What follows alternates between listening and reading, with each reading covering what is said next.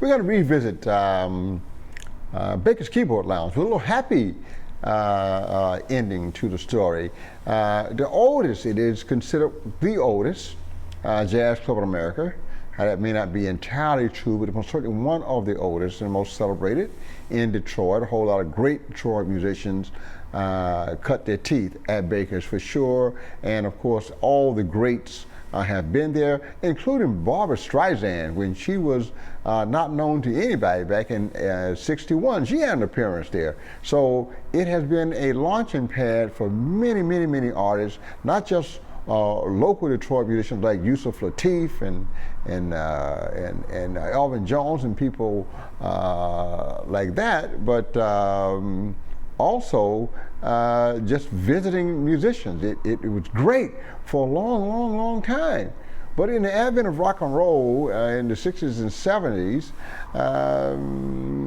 the owners decided that in order to continue to make money, they needed to change the menu. Not the food, but the music. The food was okay. They wanted to change the music. And they did. And they started doing some little rock and some folk and some R&B and some of this and that, trying to capture the cultural flavor of the time. Well, that worked okay for a while. But I don't know if it's really wise to change what works for 60, 70 years because of a fad. Well, that's what they did. And by 2000 or so, they're having trouble. By 2005, they're in really big trouble. And by 2009, they're filing for bankruptcy. And by 2010, Baker's is being sold in a bankruptcy sale.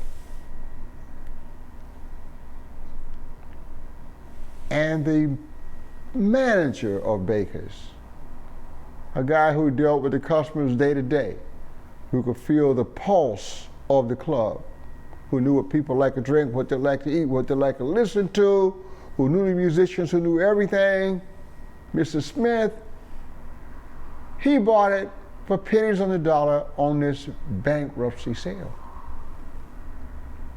And he was determined to return it to its original diet of jazz. Not rock, not funk, not R&B, not jazz. We're going to do jazz. And he worked hard to make that happen for a number of years. And then by 2016, he is blessed by the Detroit City Council to establish a Baker's Lounge cultural area and set up a commission to control this area to make sure that we don't tear down any more buildings around Baker's, including Baker's. Matter of fact, we can't even do major remodeling to the inside of these historic buildings. We want it preserved. This pleased a whole lot of people in the Detroit area, and it came right at the time that there was a beginning of an economic resurge in Detroit and an interest in cultural things. So people started flocking to the area around Baker's and flocking to Baker's. And so by 2016-17, Baker's is again flourishing as a jazz club. And people are again coming to Baker's to make recordings because of the great acoustics there. And here we are in 2020, and Baker's seems to be more stable today than at any time in its history. And that is good news, because 10 years ago, it was sold at a bankruptcy sale for pennies on the dollar. And today, it is thriving. Because at the end of the day, people want real. They don't want Memorex. And when you have a place like Detroit that had produced so many great jazz musicians as sons and daughters of the city. And when all of the greats had come through Detroit, particularly through Baker's, that's a legacy that needed to be preserved. Earl Klugh, who a lot of people probably don't remember, Earl Klugh is a guitarist. He plays primarily acoustic guitar, finger picking style, flat pick style, whatever. Wonderful composer, wonderful player. He came to prominence as a backup guitarist for George Benson when George's star was beginning to rise in the 80s. He had a big hit with a tune called Rainmaker.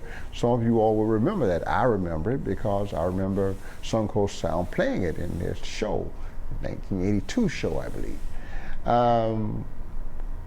Earl Klugh says that it had not been for Baker's, he probably would not have been a musician.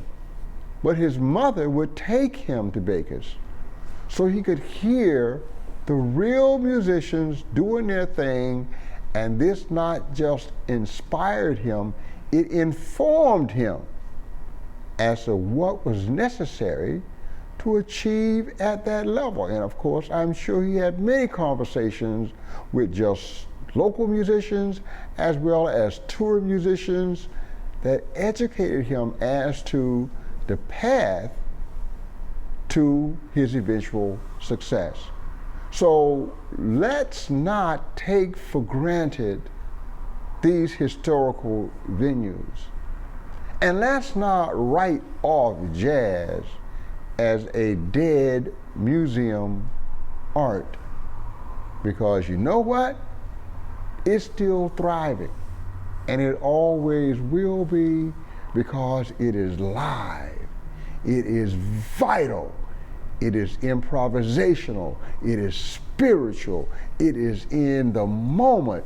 And it is musical democracy. It is America set to music through the culture of Black Americans. Ladies and gentlemen, Baker's Keyboard Lounge informs us that jazz is alive and will be with us forever, and no matter what storms come, they will pass, and this music will rise again. Thank you so much, Baker's, and thank you, Detroit, for supporting Baker's Keyboard Lounge with your cultural initiative.